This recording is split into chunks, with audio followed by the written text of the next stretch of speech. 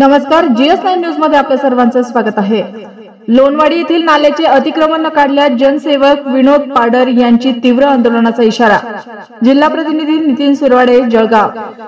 लोणवाडी येथील ग्रामस्थ पोपट केशव दैवे याने आपली जागा बांधकाम करत असताना समोरील नाला व रस्त्यात बांधकाम करत आहेत, त्यामुळे नाल्याचे पाणी अडवून ही शेजाऱ्यांच्या घरात घुसून नुकसान होते। तसेच मागील 2023-24च्या अतिवृष्टीमध्ये पुराचे पाणी आजूबाजूच्या व्यक्तींच्या घरात घुसले होते।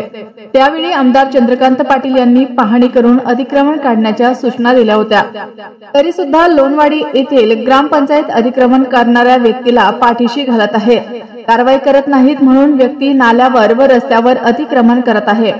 मात्र यामध्ये ग्रामपंचायतने अतिक्रमण व्यक्तीशी आर्थिक व्यवहार केल्याचे ग्रामस्थांच्या लक्षात आले आहे।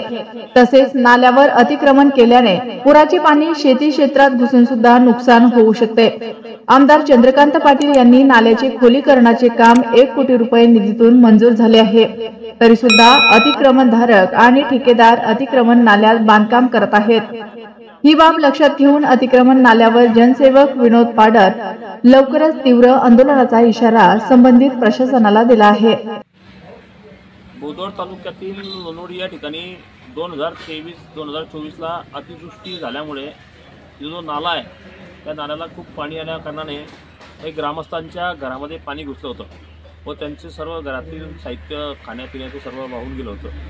त्यानंतर माननीय मुक्तनगरचे लोकप्रिय आमदार चंद्रकांत पाटील यांनी त्या ठिकाणी वेळेत भेट देऊन त्या ठिकाणी त्या नाल्यासाठी जवळजवळ 1 कोटी रुपयाचा निधी मंजूर केला, जेणेकरून त्या ग्रामस्थांच्या घरामध्ये पाणी जाणार नाही। असं त्याला निधी मंजूर केल्यानंतर तिथे एक ग्रस्त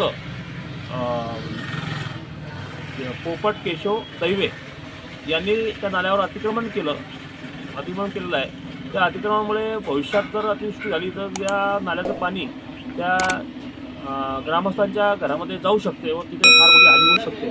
त्याच्यासाठी प्रशासनाला खूप निवेदन दिले, तहसीलदार असतील, CO असतील, BDO असतील, पण त्यात कुठली ॲक्शन केली नाही। ते बांधकाम आतापर्यंत थांबवलं गेलेलं नाही आहे। त्याकरता मी त्वरित ते बांधकाम नाही थांबवलं तर आम्ही त्या ठिकाणी तीव्र आंदोलन त्या नाल्यावरच करू। या आंदोलनामध्ये होणाऱ्या प्रशासन सर्व जबाबदार राहील अशी अभिसूचना आम्ही प्रशासनाला या ठिकाणी देत आहे।